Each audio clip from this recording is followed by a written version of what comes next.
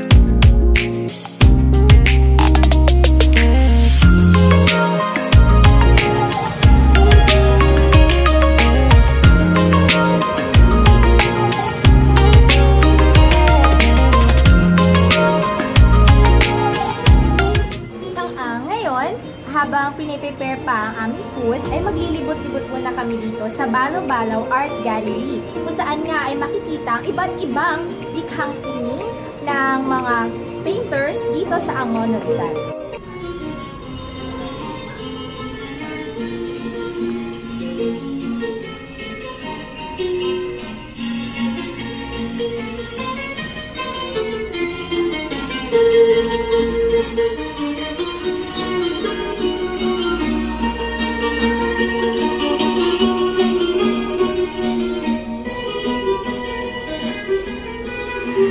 So ayun, aakyat na kami dito sa second floor ng Balaw Balaw Restaurant.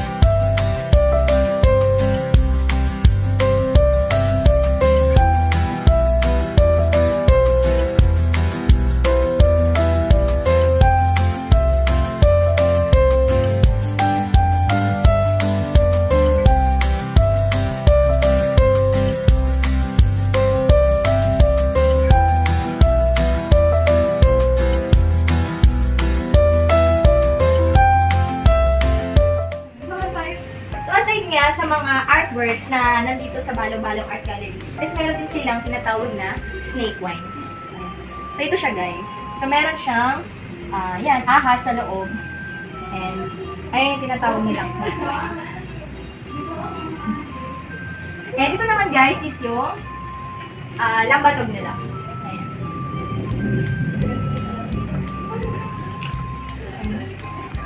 At ito nga, guys, kung makikita natin sa kisame is yung mga pots o yung banga. Ayan, nasa taas.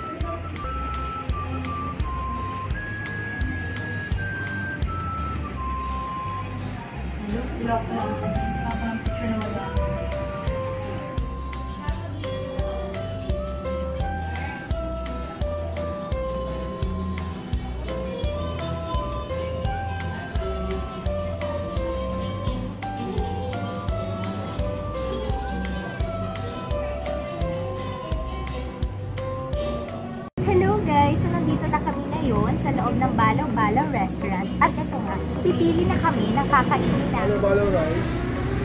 Klase lang po siya ng rice.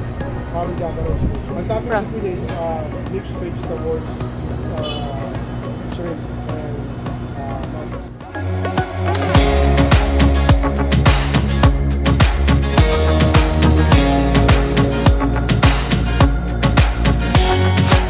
In-order namin, guys, yung sinigang na kanduli sa miso, minaluto, which is trademark ng Angono, Rizal. Ito naman ay ang balo-balo fried rice or balo-balo yellow fried rice, ginataang kuhol, at ang asadong itik.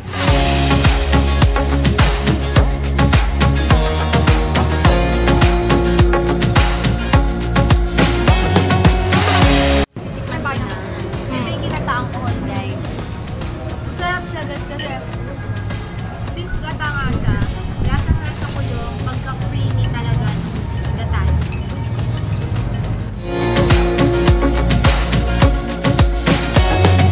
Ang sarap nung ano, balaw-balaw yellow fried rice. Malasa yung kanin.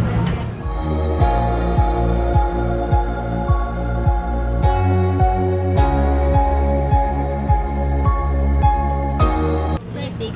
Super tamis. Hindi siya maalat. Ang sarap ng itik kasi Malambot. malambot. Parang hindi siyang chicken.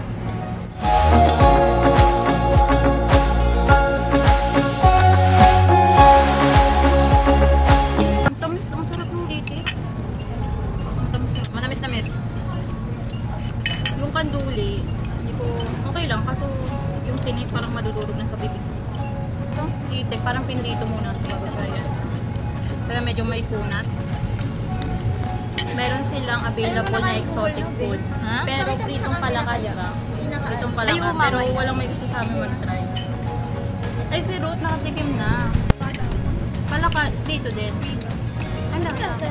Chicken? Lasang chicken. Sinasabi nila eh. Oo nga, sabi nila lasang chicken. Chicken. Tapos malambot. Hindi siya malansa. Hindi siya rin. Hindi. Wala naman nagsarap. Ito ulo. Ano yun, tinatanggal yung balat?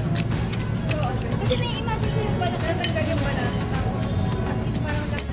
Mas malambot pa yung laman niya sa itik. Mas malasa.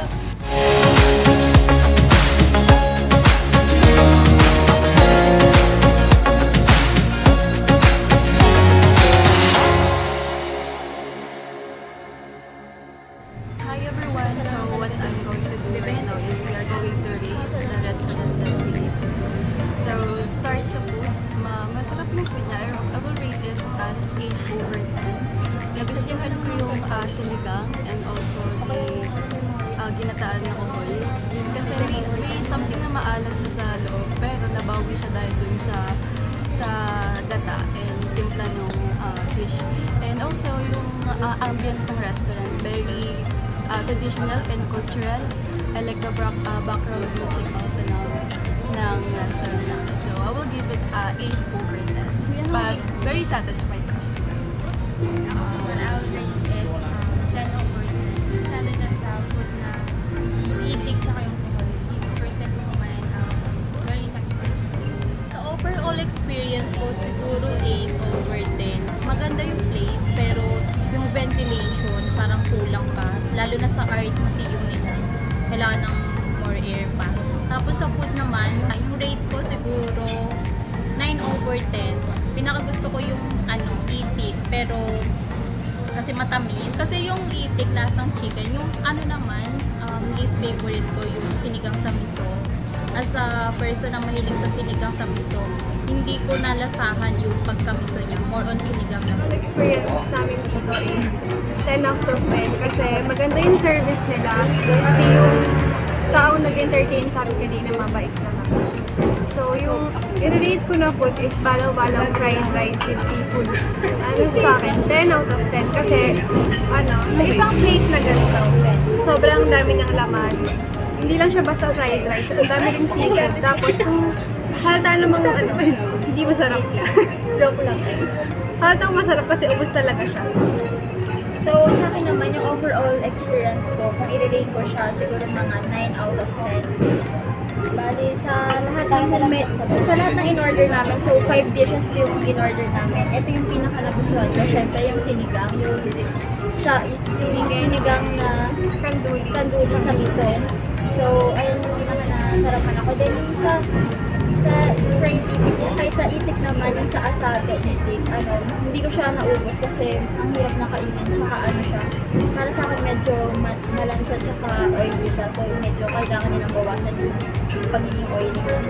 Pero overall naman, masarap naman lahat ng food, tsaka worth it yung binayan namin pera kasi ang lalaki ng serving nila. Sobrang dami ng service. lang. Tsaka maganda yung lugar, guys. Very highly recommended talaga. Gusto kami kumain ngayon guys and sobrang nabusog talaga ako sa food na kinain namin. So far, pinaka-favorite ko sa lahat na kinain namin is yung sinigang sa kanduli sa miso at ang kanilang ginataan sa kuhol.